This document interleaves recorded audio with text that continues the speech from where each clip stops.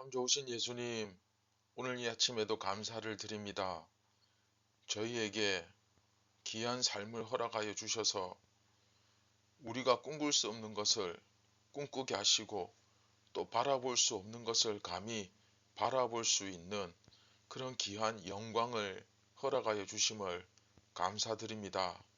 오늘도 저희가 깨어서 정신을 차리고 예수님을 대신하는 존재로서 이 세상에서 살아가는데 부족함이 없도록 주여 힘을 주시고, 특별히 이 시간 저희가 말씀을 들을 때에 생명의 양식을 먹게 하여 주시고 영육이 강건하게 하여 주시며 또한 눈을 뜨게 하여 주시옵소서. 오늘도 저희가 시험에 들어 넘어지는 일이 없도록 성령님께서 안위하여 주시고 저희들을 지켜 보살펴 주시옵소서. 우리를 구원하신 예수님의 이름으로 기도드립니다. 아멘. 안녕하십니까, 선한제자교회 성도 여러분. 2023년 11월 27일 월요일, 또 새로운 한 주간 아침이 밝아오고 있습니다. 오늘은 20번째 이야기, 자유는 선택이 중요하다. 세 번째 시간이죠.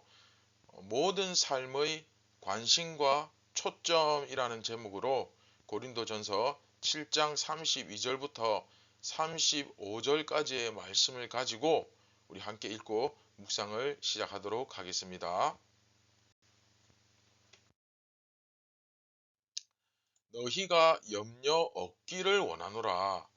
장가 가지 않는 자는 주의 일을 염려하여 어찌하여야 주를 기쁘시게 할까 하되, 장가 간 자는 세상 일을 염려하여 어찌하여야 아내를 기쁘게 할까 하여 마음이 갈라지며, 시집가지 않은 자와 처녀는 주의 일을 염려하여 몸과 영을 다 거룩하게 하려 하되, 시집간 자는 세상 일을 염려하여 어찌하여야 남편을 기쁘게 할까 하느니라.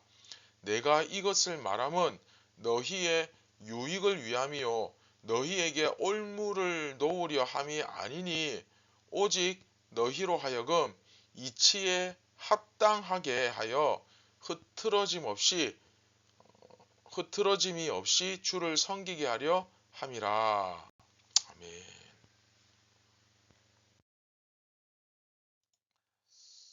지난 시간에 우리가 그 5번의 무엇을 하지 않는 자 같이 하라 하는 그 역설적인 말이 나왔죠. 세상 속에서 그렇게 살고 있지만 아내가 있으나 없는 것처럼 사는 사람들이고, 울고 있지만 울지 않고, 그쵸, 또 기쁘지만 기쁘지 않고 그렇게 살아간다. 세상 속에서 살아가지만 여하튼 중요한 것은 세상에서 살지 않는 것 같은 삶을 살아야 한다라는 것을 조금 역설적으로 그런 메시지를 줬죠. 자, 이게 무슨 의미겠습니까?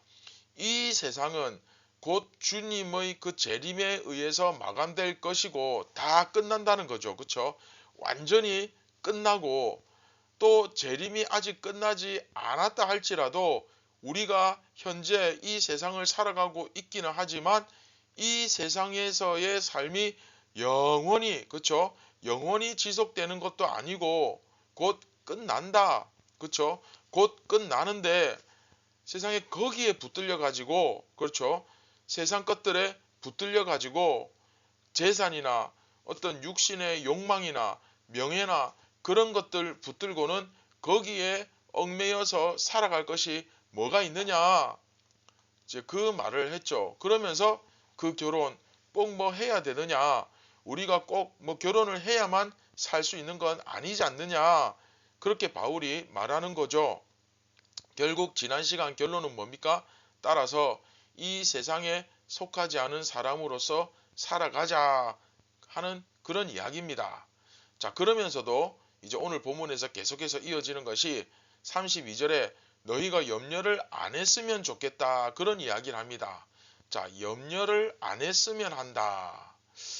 장가가지 않은 자는, 그쵸, 결혼하지 않은 사람은 주의 일만 염려해가지고 어떻게 해서든지, 그쵸, 지금 그리스도인을 전제로 하는 겁니다. 종교인이나 비신자, 불신자 이야기하는 게 아니고 그러니까 예수 믿는 사람, 정말로 예수 믿는 사람은 상식적으로 주의 일만 늘 염려해가지고 어떻게 하면 주님을 기쁘시게 할까 하면서 거기에만 집중해서 살아갈 수가 있는데, 결혼을 해봐라. 세상일 염려할 것 너무 많고 또 아내를 기쁘게 해야 할 일도 많아지고 그 외에도 여러 가지 하늘에 속하지 않은 것들, 썩어질 것들, 그 땅의 것들의 마음을 많이 빼앗기지 않겠느냐, 그런 이야기를 하는 겁니다. 그러면서 결국은 34절에 그 말을 하는 거죠. 마음이 어떻게 된다? 갈라진다. 결혼하면 그 결혼한 배우자에게 마음이 갈라질 수밖에, 예수님에게 온전히 향하던 마음이 배우자에게로 마음이 갈라질 수밖에 없지 않겠느냐 하는 거죠. 그렇다고 해서 결혼을 했는데 하나님의 일을 하기 위해서 가정을 내버려라, 내팽개쳐라, 그 얘기가 아니죠. 그 얘기가 아니고 오히려 자유롭게 혼자 있으면 그만큼 하나님을 더 잘 섬길 수 있지 않겠느냐, 그 이야기를 하는 겁니다. 이해되시죠? 자, 무슨 얘기냐면 이 당시에, 그러니까 이 당시의 사람들, 이때를 살아가던 사람들에게는, 이때에는 결혼이 너무나 당연한 거고 결혼을 안 했다는 것은 마치 무슨 장애가 있는 것처럼, 무슨 문제가 있는 것처럼 그렇게까지 보고 있었던 시절이란 말이죠. 그때가. 이걸 좀 여러분이 꼭 기억해 주시길 바랍니다. 그럼에도 불구하고 그런 상황에서 결혼을 안 하고 있을 수는 없으니까 이제 결혼을 이제 하기는 해야 돼요. 그 사회 분위기도 그렇고 그 당시에 그 생각이 그렇죠. 결혼을 하려고 하는데 바울은 옆에서 이렇게 이제 말하는 겁니다. 결혼 꼭 해야만 되는 건가? 뭐 그렇게 말하는 겁니다. 우리식으로 말하면 뭐 이렇게 표현할 수 있겠죠. 예를 들어서 고등학생들이 다 이렇게 모여가지고 대학은 다 가야 돼 그러면서 학생들이 이렇게 모여서 함께 막 공부를 하고 있는데 밤늦게까지 입시학원에 다니고 또 잠도 서너 시간밖에 자지 못하고 새벽부터 일어나서 학교 가고 뭐 그런 학생들이 가가지고 야, 너희들 그 대학 꼭 가야 하는 거니? 이렇게 물어보는 겁니다. 이해됩니까? 뭐 대학 안 가도 얼마든지 영원하고 가치 있는 일을 우리가 할 수 있는데 왜 꼭 대학을 가려고 그러니? 대학 가면 여러 가지 뭐 이런 어려움들 때문에 오히려 더 힘들어질 수도 있는데 뭐 이런 식으로 말을 하는 겁니다. 이제 그 정도로 그 당시에 꼭 뭐 결혼해야만 돼 할 때 이게 굉장히 강력했다는 거죠. 자, 오늘 본문에서는 결혼 문제죠. 결혼 왜 꼭 하려고 그러니? 결혼하면 그 배우자에게 매여가지고 그 사람에게 신경 써야 되고 그 사람 챙겨야 되고 여러 가지 어려움들도 더 많아질 텐데 하나님을 기쁘시게 하는 데는 차라리 독신으로 살고 있는 것이 더 나을 수도 있다. 굳이 꼭 결혼을 해야만 된다는 그런 마음에 붙잡히지 않는 것이 좋지 않을까, 그렇게 이야기를 하는 겁니다. 다시 말하면 이제 불신자하고 이제 결혼 이야기하는 거죠. 다시 말하면 비록 이 세상에서 장가가고 시집가며 슬퍼하고 기뻐하며 돈과 또 뭐 재산 문제, 우리 어제 그 지난 시간, 어제가 아니고 지난 시간 배웠죠.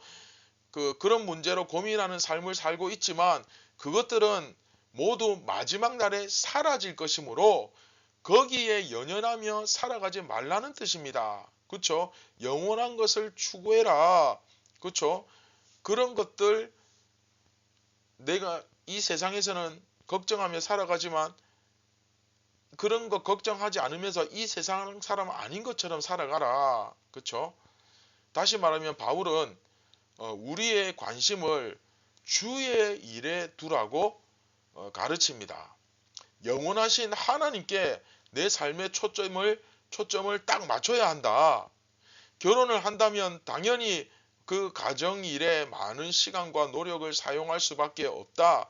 더군다나 불신자와 결혼을 한다면 주님을 기쁘시게 하는 삶 더더욱 그렇죠. 더더욱 많은 방해를 받을 수밖에 없다. 어떻게 자유로울 수 있겠습니까? 그렇죠. 바울은 그럴 바에야 혼자 사는 것이 훨씬 낫다. 그렇게 권면하는 겁니다. 이해되시죠? 그러면서 35절에 내가 이것을 말하면 너희의 유익을 위함이라. 그쵸? 법적인 문제 아니다. 이거 뭐 율법적인 문제 아니다. 이게 무슨 이거 어기면 큰 죄를 범하고 그런 문제 아니니까. 그쵸? 그러면서 너희에게 올무를 놓으려고 그러는 것 아니다라고 다시 한번 강조합니다. 즉 바울은 이 문제를 올무를 놓는 즉 율법적인 태도로 접근하지 않는다는 그 분명하게 그 이야기를 하는 겁니다. 그러니까 결국 젊은이들의 결혼 문제를 율법의 시각으로 보아서 옳다 그르다 그것을 함부로 판단하지 말고 오히려 그들이 이후에 살아갈 인생을 위해서 더 좋은 선택, 더 좋은 그렇죠 가르침 그것을 권면하는 입장에서 바라보아야 한다라는 메시지를 우리들에게 주고 있는 거죠. 바로 이러한 태도를 우리에게 요구하고 있는 겁니다. 이거 율법의 문제 아니라는 거예요.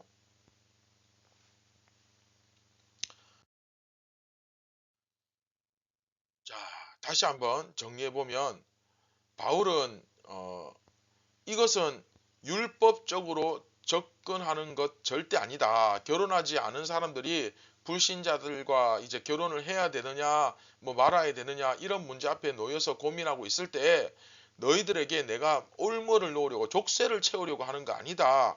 이건 불법이다. 그렇게 딱 말하려고 하는 것이 아니다. 다만 이치에 합당하게 그렇죠. 하나님의 섭리에 합당하게 그냥 유익하게 선하게 그렇죠.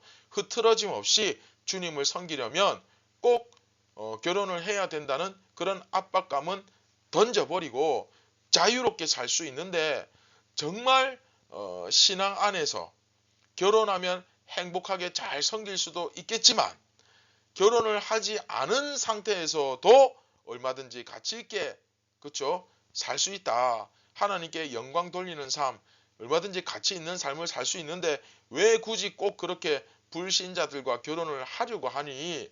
그런 말을 하고 있는 거죠. 자, 이해되셨죠? 즉 좋은 신앙의 동력자를 얻는다는 뭐 그런 의미에서는 결혼이 참 좋은 것인데 굳이 그렇죠? 굳이 불신자와 결혼할 것 같으면 독신이 훨씬 낫다는 거죠. 오히려 독신으로 사는 것이 결혼한 사람보다 더 예수님께 집중하기가 쉽다는 겁니다. 자, 여기서 상식적으로 예수 믿는 사람은 예수님께 집중하죠. 그렇죠. 자, 말씀을 맺도록 하겠습니다. 오늘은 본문이 불신자와 결혼할 수 있느냐 이 문제를 가지고 접근을 했지만 여러분 사실 한번 생각해 보세요. 어, 우리가 이 외에도 그리스도인이 과연 이렇게 해도 되는가 라는 질문이 제기되는 문제들은 이 세상을 살면서 얼마든지 있습니다. 아니 상당히 많습니다. 그렇지 않습니까? 그 중에도 성경적으로 명백한 답이 있는 경우도 있지만 사실 많은 경우에 율법적으로 접근해서는 안 되는 경우가 많습니다. 무슨 말이냐면 율법적으로 이렇다 저렇다 판단할 것이 아니라 내가 가진 성경의 기본적인 내용을 토대로 해서 내가 생각하고 깊이 숙고해야 될 문제도 있다는 거예요. 과연 이것이 옳은가? 그럴 때마다 우리는 오늘 이제 바울이 제시해주는 이런 태도를 우리가 붙잡아야 되는 거죠. 자, 바울이 가르쳐주는 태도, 어떤 태도입니까? 첫 번째, 과연 그것이 영원한 가치를 가지고 있는 것인가? 자, 이런 본질적인 문제를 근본적으로 접근해 봐야 됩니다. 그리고 두 번째, 영원한 가치를 추구하는데 혹 이게 방해가 되는 결정은 아닌가? 네, 그것도 분명히 고려해 봐야 되겠죠. 그런가 하면 세 번째, 예수님과의 관계를 멀어지게 만드는 것은 아닌가? 자, 이게 가장 중요하죠. 그렇죠? 만일 세 번째에 해당되면 무조건 그만둬야 됩니다. 그렇죠? 오늘도 자, 여러분들이 이 말씀을 통해 바울이 제시하는 태도를 가지고 좀 더 지혜롭게, 좀 더 자유를 누리며, 좀 더 온전하고 의미 있는 삶을 살았으면 저는 좋겠습니다.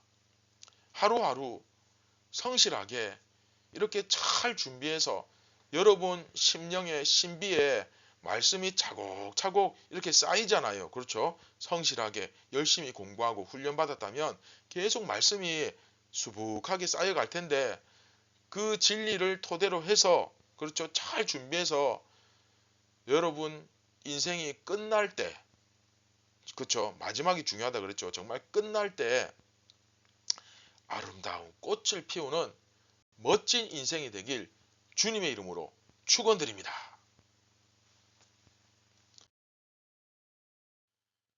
네, 말씀을 기억하시면서 우리 함께 기도하겠습니다. 사랑하는 예수님, 우리가 율법적으로 말씀의 진리의 잣대를 가지고 우리가 딱 분명히 해야 되는 행동과 또 이것은 말씀의 기준은 아니지만 말씀의 잣대를 갖다 댈 어떤 법적인 문제는 아니지만 그러나 우리가 성경적으로 숙고하고 고민해야 될 그런 문제들이 있습니다. 예수님, 우리가 살아가면서 이런 것들을 먼저 잘 분별할 수 있도록 도와주시고 어떻게든 이런 세상의 문제들 앞에서 예수님과의 관계가 멀어지지 않도록 우리가 영원한 것을 계속해서 추구하며 가치 있는 것을 선택할 수 있도록 성령님 저희에게 지혜를 주시고 오늘도 눈을 열어 주셔서 오늘 하루도 온전한 삶이 되게 하여 주시옵소서. 우리의 삶으로 오늘도 예수님처럼 삶으로 예수님을 드러내고 예수님께 영광을 올려 드리기를 원합니다. 저희의 부족한 삶이지만 주님 받아 주시옵소서. 우리를 구원하신 예수님의 이름으로 기도드립니다. 아멘. 사랑하는 선한 제자교회 성도 여러분, 오늘 하루도 무엇으로 그렇게 많이 고민하고 염려하십니까? 그 고민하고 염려하는 것들이 영원한 것이 아니라면 그것을 고민하되 자유할 수 있기를 바랍니다. 그렇죠? 그래서 여러분들이 이 세상을 떠날 때 정말 예수 그리스도의 아름다운 꽃이 되기를 간절히 소망합니다. 감사합니다.